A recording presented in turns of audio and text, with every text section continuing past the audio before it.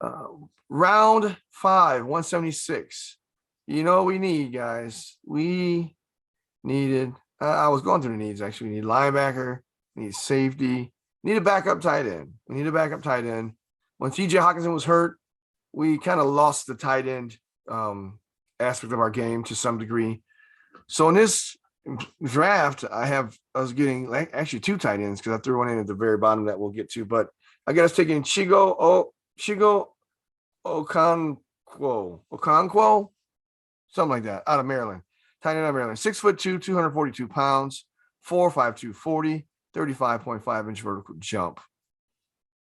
This is pick 176, round 5. He's ranked by CBS 174 and by TDN at 148. So he's right around that area. Next gen stats gives him 5.84, which is a backup. And he's built like a bodybuilder. He's strong, powerfully built, explosive with the ball in his hands. I can see him getting a lot of yak yards.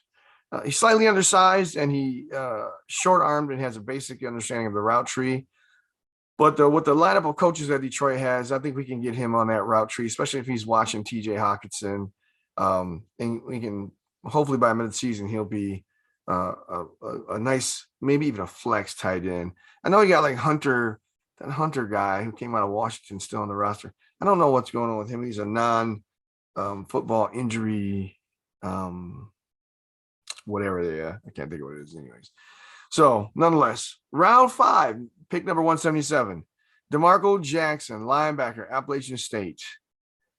6', 235, 4.55 40. Now look at this guy. This guy's kind of like a straight up linebacker, kind of like what Jared Davis was coming out of college. He does have some sideline to sidelines skill and some awareness. He's 6', 235, so he's a little shorter. And he's a small school stud with instincts and closing speed is what his review says. But I think he has some of the talent, I think, that you would look at when he tackles people, he blows them up. And in space and whatever, if he's out playing like outside linebacker or middle linebacker dropped off, he gets to the person and he blows them up. Kind of like how that guy Miles Killebrew used to do in his film. Like he would blow. I miss that guy. I don't know why we let him go, but he would blow people up. I thought we should have kept him, especially when we got rid of all our safeties. But he kind of plays like a Miles Killebrew in a way. Round 6, 180. Going back to offense. Let's get a backup guard just in case my man on the right side, doesn't do well or needs to leave or gets hurt again. Kellen Deach out of Arizona State, 6'7", 299, 4.89 40. So he's got some speed. He can get to the next level quick. I think the problem with him is going to be maybe his strength, his functional strength. He's kind of tall, kind of like, we got some tall ones like Dan Skipper, I think is pretty tall, or one of the other tackles is pretty tall, 6'8", 6'9". He's kind of tall like that. So he might have some problem getting low, getting leverage, but he's ranked number 126 on CBS, 189 on TDN. He's low cut with room for more mass, and he's an athletic move blocker. So that's good. One thing about him, his arms are too short to play tackle, so that's why I have us taking him as a guard, maybe a right guard or a backup left guard, one of the two. I'm not sure how well he can swing. I haven't really watched any film on him. I saw him in the combine, and he looked pretty good. Round 6, number 217. I want another safety, guys. I want another safety. I think linebackers were looking pretty good. We got Anzalone, we got Davis. We drafted Quay Walker here in this draft. We got a couple other linebackers there. We let Jalen Reeves Maven go, which I'm sad about, but let's get another safety anyway, because safety seemed like we didn't really have a lot of excellent play there. So round 6, number 217, I chose Smoke Monday, safety out of Auburn, 6'3", 200 pounds. He can play free or in the box. He's a 4'5", 240, so he's fast enough to play free.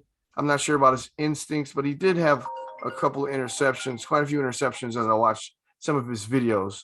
Maybe as I get more in depth with YouTube, I'll have some videos playing in the background. I can show some samples or whatever of people.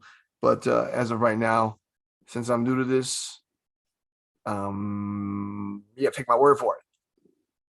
Anyways, so he's got a 154 ranking on CBS and 214 on TDN. They say he's a passionate guy, passionate about football. He's alpha male, flows like a linebacker. He's had multiple interceptions, and that's what I saw of him. I saw the interceptions that he looks kind of like a less skillful, somewhat less instinctive Kyle Hamilton to me. Stiff and upright back pedal, below average speed and coverage, tight hips, poor processing, not a great tackler. Kyle Hamilton is a great tackler. This guy's not as great of a tackler, but that can be taught.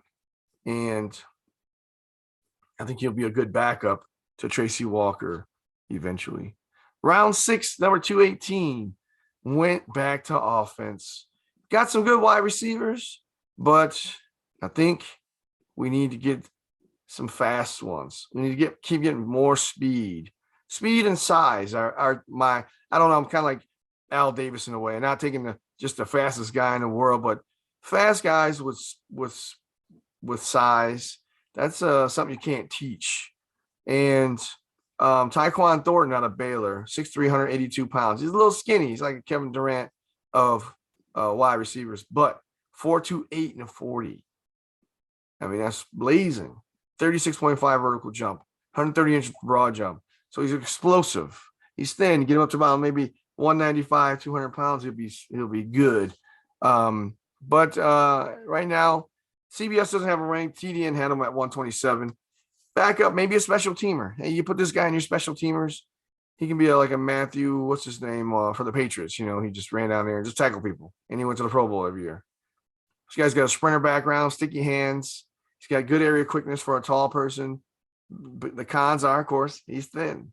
He can struggle with contact, getting off the line, getting out of breaks. And he has small hands, which doesn't really matter. I mean, kids catch the ball. I mean, come on, you don't have kid hands. You know, if you had hands the size of my wife, I mean, she can catch the football. Come on. Anyways, back to it. Round 7, last pick of the draft, number 234. I'm going offense again, guys. So we got a tackle, a guard, a tight end, a receiver.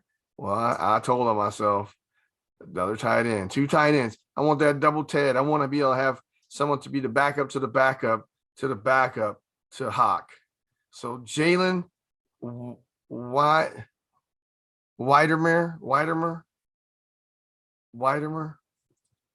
I think it's Widemer. Tight end from Texas A&M. 6'4", 255 pounds. Tight end. Ranked 171 on CBS. We're getting him at 234, which is a bargain. Ranked 222 on TDN. I think TDN is a little closer to where he will go, where he'll be ranked. And he'll be a backup or a special teamer. And I don't have his speed or anything like that. I don't know if he went to the combine. I think he did, but he's got adequate speed and athleticism. He's got a large frame. Like I said, he's 6'4", 255. So he'd be more of a blocking tight end, even though the knock on him is that he needs to block better. And he needs to run better routes, but that, with his size, he needs a technique of blocking to be effective. And then as far as run routes, just make him run the tree, make him, learn to stab his foot in the ground and turn, and he can possibly get there. Looking at him, he kind of looks like that tight end that Lions used to have that we drafted out, Toledo, who actually wasn't bad. He just had bad hands. And we got, Eric Ebron had bad hands too, but or not great hands. I would say bad hands, but kind of reminds me of him a little bit. Brandon Pettigrew. So that's it for my draft. I got a couple, I've got some notes where I looked at a Quentin Lake safety as an undrafted free agent safety. But maybe next couple of days or next week, I'll throw another one up here. I got a trade down scenario where we trade down to 15, 16, and then pick 51 for number 2, just because of the points. It might be, if they would do that, it might be another next year draft in the 3rd round or 2nd round. But nonetheless, that's an interesting draft that I have here. So we'll talk about that next time.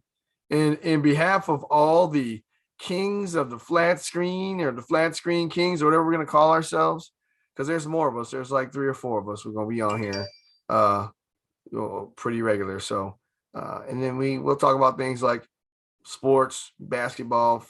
You know, I got a guy likes hockey. We're talking about hockey, baseball.